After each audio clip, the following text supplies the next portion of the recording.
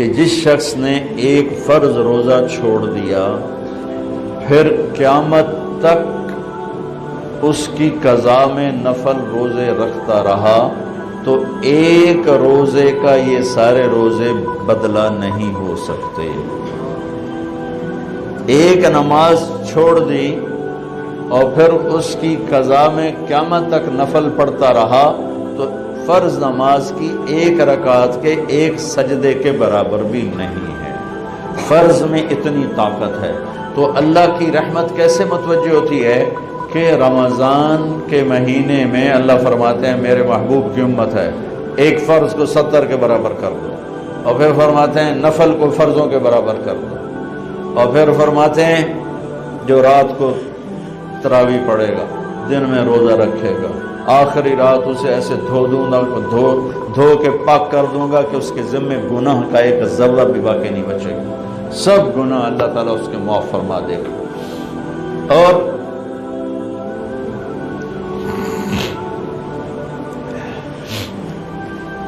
میرے نبی نے فرمایا من صام رمضان ایمانا و احتسابا، دوسری بھی من قام رمضان ایمانا و احتسابا، جس نے روزہ رکھا اللہ کی رضا کے لیے، جس نے تراویح پڑھی اللہ کی رضا کے لیے، اس کے پچھلے زندگی کے سارے گناہ اللہ معاف فرما دیتا ہے۔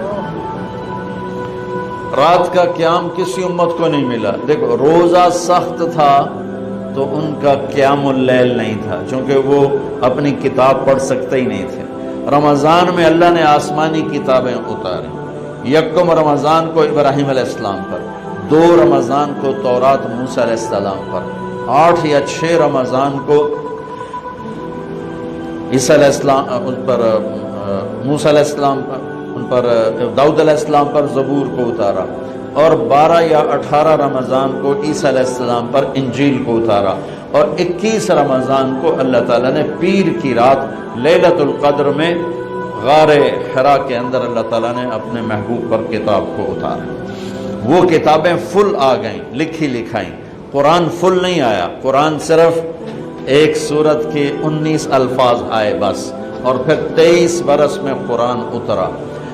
کتنے انبیاء ایسے گزرے ہیں جن کے پاس جبریل زندگی میں ایک دفعہ آیا، زندگی میں جبریل ایک دفعہ، اور 1 سے لے کر آگے کوئی تعداد مقرر نہیں ہے، 100 دفعہ 200 دفعہ، لیکن آپ حیران ہوں گے ہمارے نبی پر جبریل 23 برس میں 24,000 دفعہ آئے، 24,000 دفعہ، جو ایک عجب العجائب ہے، عجب العجائب ہے۔ تو میرے بھائیوں، رات کی تراویح، دن کا روزہ، تراویح میں کیا ملنے والا ہے؟ میرے نبی کا فرمان ہے ہر سجدے پہ 1,500 نیکی، ہر سجدے پہ 1,500 نیکی۔ تھوڑی اپنی کاروباری مصروفیت گھٹاؤ، اپنی کاروباری مشقت گھٹاؤ، اپنے ملازموں کی بھی مشقت گھٹاؤ، تاکہ وہ تراویح پڑھ سکیں، روزہ رکھ سکیں، بشاشت سے پڑھ سکیں، اور اللہ کا فضل ہے دھیرے سے ڈھیلا حافظ بھی ہو تو 1.5 گھنٹے میں سارا کچھ نمٹ جاتا ہے۔ اتنی سی ہمت کرو میرے بھائیوں کہ افطاری میں تھوڑا کھاؤ۔ اگر تم پہلوانوں کی طرح شروع ہو گیا نا، پھر تو تم سے عشاء بھی نہیں پڑھی جائے گی، تراویح تم نے کیا پڑھنا۔ روزہ جسم کی فالتو چیزوں کو جلاتا ہے، روزہ ایک قوت پیدا کرتا ہے ایمانی شیطان کے خلاف۔ وہ کیسے پیدا کرتا ہے شیطان کے خلاف؟ اللہ تعالیٰ حلال کو بھی حرام کر دیتا ہے۔ جب بیوی کو بھی شہوت سے دیکھنا حرام ہو گیا اور یہ اس پہ قابو پا گیا تو اوروں کی عزت کو یہ حرام نظر سے کیوں دیکھے گا؟ جب یہ حلال کھانا چھوڑ گیا تو یہ جھوٹ کیوں بولے گا، یہ گالی کیوں دے گا، یہ غیبت کیوں کرے گا؟ جب یہ کان میں دوائی ڈالنا چھوڑ گیا کہ روزہ ٹوٹ جاتا ہے تو یہ اوروں کی غیبت کیوں سنے گا، اوروں کی برائی کیوں سنے گا؟ جب یہ آنکھ میں دوائی نہیں ڈالتا ہے کہ وہ حلق میں جاتی، وہاں سے وہ پیٹ میں چلی جاتی ہے، روزہ ٹوٹ جاتا ہے، تو یہ ان آنکھوں سے غلط کیوں دیکھے گا؟ یہ غلط کیوں کسی کی عزت کے اوپر اپنی بددیانت نظر کو ڈالے گا؟ تو جب یہ اندھیرے میں بند کمرے میں ٹھنڈا پانی پڑا ہوا ہے اور ہاتھ نہیں لگاتا ہے اور اللہ کا دھیان اسے یاد ہوتا ہے کہ اللہ دیکھ رہا ہے، نہاتے ہوئے ہونٹ بند کر لیتا ہے کہ کوئی پانی کا قطرہ منہ میں نہ چلا جائے اور میرا روزہ نہ ٹوٹ جائے، خراب نہ ہو جائے، تو یہ جب اللہ کا اتنا دھیان اس کو نصیب ہو جاتا ہے کہ اللہ دیکھ رہا ہے، ورنہ کیا کسی کو کیا خبر کہ میں 2 گلاس پانی پیتا یا میں پیاس سے بول رہا ہوں۔ تو جب وہ اللہ کو اتنا اپنے دھیان میں لے آتا ہے کہ اللہ دیکھ رہا ہے، میں پانی نہیں پیوں گا، اللہ دیکھ رہا ہے، میں بیوی کو ہاتھ نہیں لگاؤں گا، اللہ دیکھ رہا ہے، میں کسی کی عزت پر بری نظر نہیں ڈالوں گا، اللہ دیکھ رہا ہے، میں کسی کی برائی نہیں سنوں گا، اللہ دیکھ رہا ہے، میں کسی کی برائی نہیں کروں گا، تو پھر جب یہ بازار میں جائے گا تو جھوٹ تو نہیں بولے گا، جب یہ تولے گا تو غلط تو نہیں تولے گا۔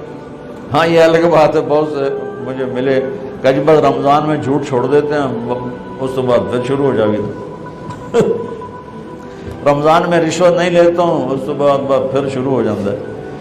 تو چلو شکر ہے 1 مہینہ تو مسلمان رہتے ہیں۔ اچھا اس کی وجہ کیا ہے کہ رشوت خور کا تجربہ رمضان میں نہیں، جی نہیں، رمضان میں جھوٹ نہیں بولنا، رمضان میں صحیح تولنا ہے، رمضان میں غلط نہیں تولنا ہے، کیوں؟ شیطان قید ہو جاتا ہے۔ رمضان میں نمازی کیوں بڑھ جاتے ہیں؟ شیطان قید ہو جاتا ہے۔ کسی امت کو یہ نہیں ملا کہ رمضان میں شیطان قید کیے جائیں، اس امت کو ملا رمضان میں شیطان قید ہو جاتے ہیں۔ کسی امت کو یہ نہیں ملا کہ رمضان میں جہنم کے دروازے بند ہو جائیں، اس امت کو ملا ہے رمضان میں جہنم کے دروازے بند ہو جاتے ہیں، جنت کے دروازے کھل جاتے ہیں۔ کسی امت کو یہ نہیں ملا کہ ان کے لیے ہر مخلوق دعا کرے، رمضان کے مہینے میں اس امت کو یہ ملا ہے کہ ان کے روزہ رکھنے والوں کے لیے چونٹیاں بھی دعا کرتی، پرندے بھی دعا کرتے ہیں، مچھلیاں بھی دعا کرتی ہیں، ہوائیں دعا کرتی ہیں، ہر شے دعا کرتی ہے روزہ رکھنے والے کی، اس امت کو ملا۔ کسی امت کو یہ نہیں ملا کہ آخری رات ان کی سب کی بخشش ہو جائے، اس امت کو ملا ہے کہ رمضان کی آخری رات سب کی بخشش ہو جاتی۔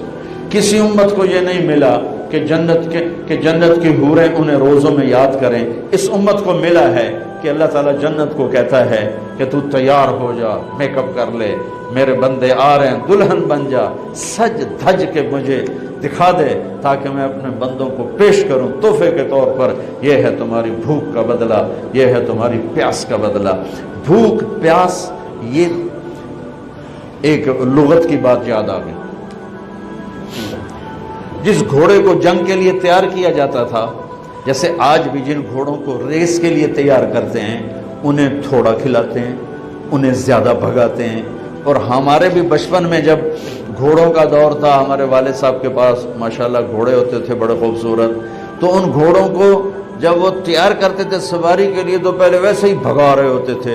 2-4 جو ماہر لوگ تھے آج بھی میری نظروں میں آ گئے ہیں، اب تو سب قبروں میں چلے گئے، تو وہ گھوڑے کو بھگا رہے ہیں۔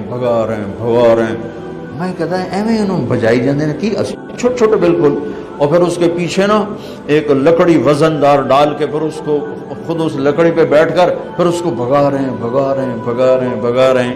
یہ کیا ہے؟ اس کو سواری کے لیے تیار کر رہے ہیں۔ اگر پہلے دن ہی کاٹھی رکھ دو تو چاکے وہ مارے گا۔ تو جس گھوڑے کو جنگ کے لیے تیار کر دیا گیا ہو، یا آج کے دور میں سمجھ لو جس گھوڑے کو ریس کے لیے تیار کر دیا گیا ہو کہ یہ ریس کے لیے تیار ہے، اس کو کہتے ہیں خیل صائم، فرس صائم، روزے دار گھوڑا۔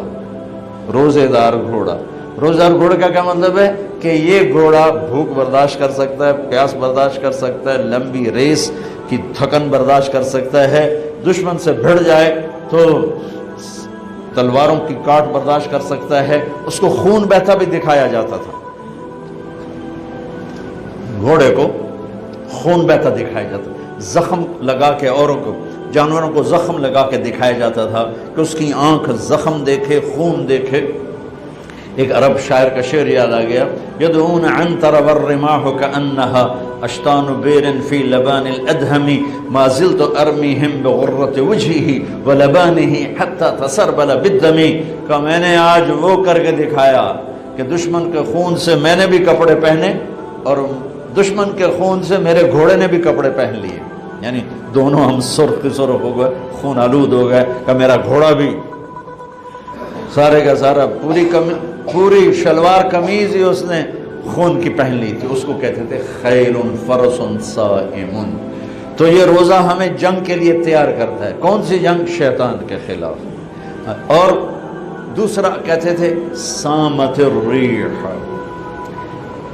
عرب میں ہواؤں کے جھکڑ بہت چلتے تھے، طوفان بہت آتے تھے، تو وہ اس میں بہت پریشان ہوتی تھی۔ ہمارے ہاں مئی میں بہت زیادہ آندھیاں چلتی تھی، جب درخت بہت ہوا تو درخت کاٹ کے رکھ دیے، درخت بہت ہوا آندھیاں بہت چلتی تھی، اب تو بہت کم ہو گئی برائے، پھر بھی مئی میں کچھ نہ کچھ چلتی ہیں۔ تو جب وہ چلتی ہے تو ایک مصیبت بن جاتی ہے، تو جب وہ کھڑی ہوتی ہے تو سکھ کا سانس آتا ہے۔ تو جب وہ ہوا کے جھکڑ بند ہوتے تھے تو عرب کہتے تھے سامت الریح، شکر ہے ہوا نے روزہ رکھ لیا، یعنی ہوا تھم گئی، ہوا تھم گئی۔ اب اس کو یہاں فٹ کیسے کیا ہے علماء نے کہ انسان کے اندر نافرمانی کے جھکڑ چلتے ہیں، جھوٹ کے، ظلم کے، بدکاری کے، فحاشی کے، نشے کے، سستی کے، رشوت کے، بار بار نام لینے سے بھی طبیعت خراب ہوتی ہے۔ نافرمانی کے طوفان اٹھتے ہیں، طوفان اٹھتے ہیں۔ یہ کیا کرتا ہے؟ روزہ رکھتا ہے، نظر جھکاتا ہے، ہاتھ جھکاتا ہے، زبان پہ قابو پاتا ہے، شہوت پہ قابو پاتا ہے، حلال کو چھوڑ دیتا ہے۔ تو وہ پورا مہینہ جب اس پریکٹس سے گزرتا ہے کہ نظر کو بچاتا ہے، کانوں کو بچاتا ہے، زبان کو بچاتا ہے، حلال کھانے، حلال بیوی سے بچتا ہے، تو اللہ اس کے اندر شیطانی طوفانی ہواؤں سے ٹکر لینے کی طاقت پیدا کر لیتا ہے اور یہ اس کے سامنے کھڑا ہو جاتا ہے، ڈٹ جاتا ہے۔ لیکن کیونکہ ہمارا روزہ شکر ہے فرض جو رکھتے ہیں ان کو مبارک ہو، بہت مبارک ہو۔ جو میرے بھائی سست ہیں اللہ کرے وہ بھی رکھ لیں کہ یہ بہت بڑا سرمایہ ہے، بہت بڑی دولت ہے۔ اللہ تعالیٰ یہ ہمیں نصیب فرما دے کہ رات کی تراویح اور دن کا روزہ، یہ اس کے اندر ایک طاقت پیدا کرتا ہے شیطان سے ٹکرانے کی اور غلط چیزوں سے ٹکرانے کی، اس کے اندر اللہ تعالیٰ قوت پیدا فرما دیتا ہے۔ اور رات کو تراویح کا جو روزہ، تراویح کا جو سجدہ ہے 1500 نیکی ہے، 1500۔ کچھ لوگ 8 پڑھتے ہیں، ان کے پاس بھی دلیل ہے، کوئی بات نہیں، ٹھیک ہے۔ ہم 20 پڑھتے ہیں تو ہمارے پاس بھی صحابہ کی دلیل ہے، ٹھیک ہے۔ لیکن بھائیو 8 سے 10 کر دینا کوئی منع نہیں، 8 کو 12 کر دینا کوئی منع نہیں۔ صحابہ کے دور میں جب اللہ کے نبی تشریف لے گئے تھے دنیا سے، تو مکے والے کیا کرتے تھے؟ 4 تراویح، یہ جو ہم 4 تراویح کے بعد بیٹھتے ہیں نا، ترویحہ، آرام کرنا۔ تراویح کا نام بعد میں پڑا، اس کا صحابہ کے دور میں اس کا نام ہے قیام اللیل، قیام رات کا قیام، جیسے حرم میں آخری 10 دن میں ہوتا ہے قیام اللیل۔ تراویح اس کا نام پڑا بعد میں، اللہ کے نبی کے بعد مکے والوں نے کیا کیا کہ وہ 4 تراویح پڑھتے تھے اور پھر 1 طواف کرتے تھے، تو بشاشت بھی آ جاتی تھی اور طواف بھی چھوٹا سا ہوتا تھا، مجمع بھی تھوڑا سا ہوتا تھا۔ 80s میں گیا تو تھوڑا سا مجمع ہوتا تھا، 5-7 منٹ میں طواف ہو جاتا تھا۔ تو طواف کرتے پھر 4 تراویح پڑھتے، پھر طواف کرتے پھر 4 تراویح پڑھتے، تو اس طرح کرتے کرتے کرتے کرتے ان کی سحری کا وقت ہو جاتا، جا کے سحری کھاتے، فجر پڑھتے، اشراق پڑھ کے پھر آرام کرتے۔ مدینے والوں نے سوچا کہ وہ تب ہر 4 تراویح تو بعد سجدہ طواف کر دیں، ہوں اپا کی کریے؟ انہوں نے کہا ہم ڈبل تراویح پڑھیں گے، تو انہوں نے 40 رکعت شروع کر دی۔ تو رات کی نماز میں کوئی ایسی پابندی نہیں کہ اس کے اوپر نہیں پڑھ سکتے۔ قیام اللیل مثنا و مثنا، رات کی نماز 2 رکعت ہے، اور جب ختم کرنا چاہو تو 1 وتر کے ساتھ اسے ختم کر دو۔ تو مدینے والے 40 تراویح پڑھتے تھے۔ شیخ عطیہ سالم رحمۃ اللہ علیہ مدینہ کے بہت بڑی ہستی تھے، اور ان کا مسجد نبوی کے اندر درس ہوتا تھا، اور مجھے ان سے فائدہ اٹھانے کا موقع ملا کہ میں جب حج پہ جاتا تھا پہلے جب، تو 1 مہینہ تقریباً مدینے میں قیام ہوتا تھا، تو روز میں ان کے درس میں جا کے بیٹھتا تھا۔ جب کہیں میرا کوئی بیان طے نہ ہوتا تھا تو وہ علم کا ایک بہتا ہوا دریا تھے، اللہ ان کے درجے بلند فرمائے، اور بہت عجب خزانے ان سے ملے جھولی بھرنے کے لیے۔ انہوں نے کتاب لکھی ہے صلاۃ التراوی، تراوی کی نماز. کس بات پہ لکھی ہے؟ فرمانے لگے کہ میں دیکھتا ہوں 8 تراوی پڑھنے کے بعد بہت سے لوگ پیچھے جا کے بیٹھ جاتے ہیں، اور یہ نادان لوگ ہیں جو 8 تراوی پڑھ کے اور پیچھے جا کے بیٹھ جاتے ہیں. میں ان کے لیے یہ کتاب لکھ رہا ہوں کہ بے شک یہ بھی روایت ہے 8 تراوی کی اور 20 کی بھی، اور اس کی کوئی ایسی پابندی نہیں کہ 8 کے بعد پڑھنی ہی کوئی نہیں. میں جتی چاہ کے دوڑے جاندے رہے جی میں مگرو بدلے کوئی نہ پڑھ آ گیا. یہ قیام اللیل یہ بندگی کی رات ہیں، یہ بندگی کی راتیں ہیں، یہ عبادت کی راتیں ہیں. آپ 2 پڑھو تو بھی تراوی ہوگی، 4 پڑھو، 8 پڑھو، 10 پڑھو، 12 پڑھو. میں نے مدینے کا انہی کی کتاب سے بتا رہا ہوں صلاۃ التراوی. مدینے والے 40 رکعت پڑھتے تھے، اور تراوی کا لفظ ہی 12 سے اوپر پہ آتا ہے، چونکہ ترویحہ ایک آرام کو کہتے ہیں، تھوڑی دیر کے لیے آرام ترویحہ. ترویحتان 2 دفعہ آرام کرنے کو کہتے ہیں، اور تراوی 2 سے زیادہ دفعہ آرام کرنے کو کہتے ہیں. 8 تراوی پڑھی جائے تو اس پہ تراوی کا لفظ سادی کے نہیں آتا، بلکہ نام صلاۃ و ترویحتان ہوگا. ترویحتان وہ 12 پڑھیں گے تو تراوی کا لفظ اس پر صادق آئے گا کہ 3 دفعہ آرام کرنے کو تراوی کہتے ہیں. یہ کوئی مطلب ہے کہ میں کوئی مناظرہ نہیں کر رہا ہوں، نہ ہی میری عادت ہے مناظرہ کرنے کی، لیکن جو 8 تراوی کو کہتے ہیں بس اس سے اوپر پڑھنی نہیں، ان کو یہ بتا رہا ہوں کہ یہ اپنا نقصان نہ کرو. تراوی کی نماز ہو رہی 20 پڑھو، تم نے گھر جا کے کرنا کیا ہے؟ صرف اوپر کے آدھا گھنٹہ اوپر لگ جاتا ہے اور آدھے گھنٹے میں ساری نماز نمٹ جاتی ہے، لیکن آپ کو ملتا کیا ہے؟ ہر سجدے کے بدلے 1500 نیکی. کیوں ضائع کرتے؟ یہاں چھوڑو، سب سے بڑی مسجد تو وہ اس نے بنائی ہے ملک ریاض صاحب، اللہ اس کو جزائے خیر دے، بڑا سخی آدمی ہے. اور سخی کی تعریف نہ کرنا بھی بہت بڑا بخل ہے، بہت سخی آدمی ہے. تو اس نے وہ بنائی ہے بحریہ ٹاؤن کی مسجد. وہاں ایک وہ ہو جائے، ایک اعلان ہو جائے اور ایک پوسٹ لگ جائے کہ جو ہماری مسجد میں آ کے نماز پڑھیں گے ان کو 1500 نہیں 150 روپیہ فی سجدہ دیا جائے گا. تسی اگلے دن تماشا ویکھے جب کی ہوتا ہے، جو سارا بحریہ ٹاؤن بلاک نہ ہو جاوے تو مینوں نہ پلوے. وہ جنہیں کہتی دادیاں نو پوچھیا نہیں، دادیاں نو موڈیاں تے چاہتے لے آون گیا، دادا میرے نال آیا. وہ آ کے دو آ گیا دادی نو میں آندا ہے، نانے نو میں چاہیا، نانی نو ایس چاہیا، تو لڑائی ڈنڈے شروع ہو جاؤں. میری قوم روپے کو جانتی ہے، نیکی کو نہیں جانتی. انہیں یہ پتہ ہے کہ پیسہ کیا چیز ہے، اس کے لیے جھوٹ بھی بولیں گے، اس کے لیے ہر غیرت کی حدوں کو توڑ دیں، نیکی نہیں جانتی. تو میرا نبی فرما رہا ہے تراوی کے ہر سجدے پہ 1500 نیکی لکھی جائے گی. اور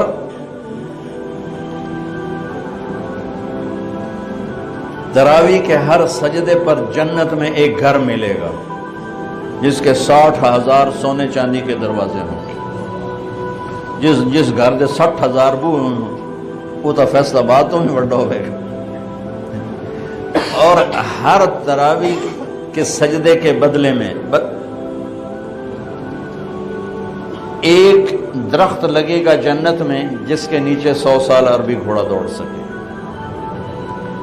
بھائیو کیوں نقصان کرتے؟ 8 پڑھو کوئی مسئلہ نہیں، 10 پڑھو کوئی، 12 پڑھو، 20 کی 40 پڑھو کوئی مسئلہ نہیں، کیونکہ اس میں شریعت نے کوئی رکاوٹ نہیں بنائی. یہ رات کی نماز ہے. میں نے آپ کو مدینے والوں کا عمل بتایا، مکے والوں کا عمل بتایا کہ وہ طواف کرتے تھے تراوی کے بعد طواف، اس سے یہ ترویحہ چلا ہے. اس کی یہ لفظ تراوی کا لفظ بعد میں آیا ہے، ورنہ اصل نام قیام اللیل ہے. لیکن یہ کہنا کہ تراوی کی نماز ہی کوئی نہیں ہے تو بہت بڑی حماقت اور بہت بڑی نادانی کی بات ہے. اللہ تعالیٰ پوری امت 1400 سال سے ایک عمل کو لے کے چلی آ رہی ہے، اسے یوں کہہ دینا کہ نماز ہی کوئی نہیں، اتنی دلیری بھی ٹھیک نہیں اور اتنی شدت بھی ٹھیک نہیں کہ کوئی تراوی پڑھنے نہیں آیا تو کفر تے ہی فتویٰ لا دو، محدود کافر ہو گیا، مردود ہو گیا، پتہ نہیں کیا کیا کرتے رہتے ہیں ہمارے خطیب. ایک نوجوان کہنے لگا خطیبہ نے ساڑھے کولو ساڑھا رب بھی کھو لیا. میں اتنا حیران ہوا، کیوں ڈرا مار چھڑیا نے سن تو لگتا ہے رب بس لتر چاہی کھلوتا ہے تو اس مارنا ہی مارنا. میں نے کہا سنو اللہ کے 99 نام ہیں. میں میرے ہر بیان میں آج میں نے روزے کی بات کرنی تھی تو وہ مضمون روزے کے مطابق میں نے بولا. اللہ کے 99 نام ہیں صفاتی. 99 کا مطلب یہ ہے کہ میرے نبی نے ایک روایت میں 99 نام گن کے سنائے کہ یہ اللہ کے ناموں میں سے نام ہیں. یہ نہیں کہ صرف 99. اللہ تو لامحدود ہے تو اس کی صفات لامحدود ہیں تو اس کے نام بھی لامحدود ہیں. میرے نبی نے کہا ان للہ 99 اسما. اللہ کے صفاتی ناموں میں سے یہ 99 نام ہیں. ان میں ایک نام ہے غصے والا، باقی سب رحمت ہی رحمت. صرف ایک. کمال کی بات ہے. باقی جبار جو ہوتا ہے نا غصے والے کو نہیں کہتے. جو اللہ کا نام ہوتا ہے الجبار، العزیز الجبار المتکبر. جبار کا مطلب ہوتا ہے چھا جانے والا، غالب آنے والا. غصے کا مطلب ہم اردو میں کرتے ہیں یہ تو بڑا جبار بندہ ہے، بڑا جابر بندہ ہے. ہم کہتے ہیں بڑا جابر بندہ ہے. یہ اردو میں جابر غصے والے کے لیے ہے، عربی میں جابر جوڑنے والے کو کہتے ہیں. ٹوٹے کو جوڑنے والے کو جابر کہتے ہیں، اور جبار چھا جانے والے کو کہتے ہیں. المہیمن چھا جانے والا. صرف ایک صفت بتا رہا ہوں، المنتقم انتقام والا. انتقام پھر غصہ بھی ہے، پکڑ بھی ہے، عذاب بھی. اچھا تلوار کے اوپر اگر کور چڑھا ہوا ہو تو وہ کاٹے گی. مولی شاہد بھی مارو تو کچھ نہیں ہوگا. انہوں نے کہتا نیرا پل پلا جیا بیٹا گول مٹول جا. چھری کے اوپر کور چڑھا ہوا ہو تو چڑیا بھی نہیں مرے گی. چڑیا کو بھی زخم نہیں آئے گا، وہ بھی پھڑ پھڑا کے اڑ جائے گی. ٹھیک ہوگی بات. میں رحمت للعالمین پہ قربان جاؤں. انہوں نے اللہ کے ناموں کی فہرست جیسے ہمیں بتائی ہم ویسے اس کو بیان کرتے ہیں. میں نے یاد کیا ہوا میں سناتا رہتا ہوں. وہ المنتقم کو کہاں لائے؟ یہ رحمت للعالمین کو سلام ہے. شروع میں لے آتے هو اللہ الذی لا الہ الا ہو المنتقم. کہاں سے شروع کیا؟ سنو ذرا. الرحمن سے شروع کیا. اللہ الذی لا الہ الا ہو الرحمن الرحیم، یہاں سے شروع کیا. اور الرشید الصبور پہ آ کے ختم کیا. صبور جو اپنے بندوں کی برائیاں دیکھنے کے بعد بھی ان سے پیار کرتا ہے. جیسے والدین بچے کی کمیاں دیکھ کر بھی پیار سے مجبور ہوتے ہیں. اچھا اب المنتقم اللہ لایا کہاں ہے؟ یہ میرے ہاتھ کو دیکھنا. یہ دو انگلیاں یہ درمیان. اگر میں یوں کر دوں تو یہ درمیان والی انگلی بند ہو گئی نا، دونوں طرف سے بند ہو گئی. میرے نبی پہ قربان جاؤں. اللہ کے نبی المنتقم کو بیان کرنا چاہتے ہیں. اللہ نے جو کہا میں ہوں اور ہے بھی صحیح. بھائی بعض لوگ ڈر کے سیدھے ہوتے، بعض محبت میں سیدھے ہوتے. تو یہاں ہے البر، یہ ہے التواب، یہ ہے العفو، یہ ہے الرؤوف. البر التواب، العفو الرؤوف. البر نیکی قبول کرنے والا، التواب اپنے بندوں پر سایہ کرنے والا، اپنے بندوں کو خود اپنی طرف کھینچنے والا اور توبہ قبول کرنے والا. العفو معاف کرنے والا. الرؤوف بہت ہی مہربان. اور بیچ میں المنتقم. المنتقم. تو میں نے کہا نا تلوار پہ کور ہو تو اثر نہیں کرے گی. ایک مثال دے رہا ہوں. اللہ وللہ المثل الاعلی، اللہ تو ہر تشبیہ سے پاک ہے. چھری پہ کور ہو اثر نہیں کرے گی. میرے نبی نے المنتقم کو چھپا دیا. البر التواب العفو الرؤوف، بیچ میں منتقم، کہ وہ خود ہی اپنی غیظ و غضب کا جب اظہار کرنا چاہتا ہے تو ادھر العفو، ادھر الرؤوف، ادھر البر، ادھر التواب. چلو دفعہ چلو جا. ایک بدو آیا، یا رسول اللہ قیامت کے دن حساب کون لے گا؟ آپ نے کہا اللہ کا موجہ ہو گئی موجہ ہو گئی. آپ نے کہا کیڑی گل دیا موجہ کہ سخی بادشاہ ناپ کے بھی چھڑ دینا ہوں. ان الکریم اذا قدر عفا، ان الکریم اذا قدر عفا، سخی بادشاہ ناپ کے بھی چھڑ دینا ہے تو ایڈا وڈا بادشاہ ہے. تو بھائیو کچھ چیزیں آ گئیں، کچھ ابھی رمضان چلنا ہے، اعتکاف بھی رہ گیا ہے، صدقہ فطر بھی رہ گیا ہے، رمضان کے اعمال بھی رہ گئے ہیں. میں نے صرف روزے کو تھوڑا سا ہائی لائٹ کرنے کی کوشش کی. کوشش فرمائیں ہمارے روزے قبول ہوں، اور اس میں جو چیزیں اللہ کو پسند ہیں وہ کرتے جائیں گے تو انشاءاللہ روزہ قبول ہو جائے گا. تراویح کا اہتمام فرمائیں، تہجد کا اہتمام فرمائیں. بہت آسان ہے، کھانا کنٹرول میں رکھیں. جو اس پر افطاری پہ جو تباہی مچاتے ہیں نا، اگر وہ چھوڑ دیں تو پھر کوئی مسئلہ نہیں. تراویح پڑھنا بھی، تہجد پڑھنا بھی. ہلکا سا کھائیں، تھوڑا سا کھائیں.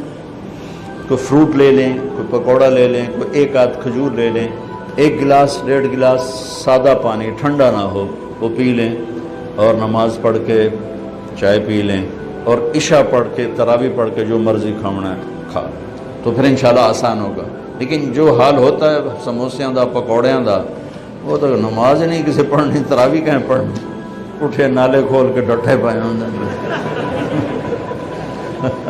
چلو سنتیں ادا کرو.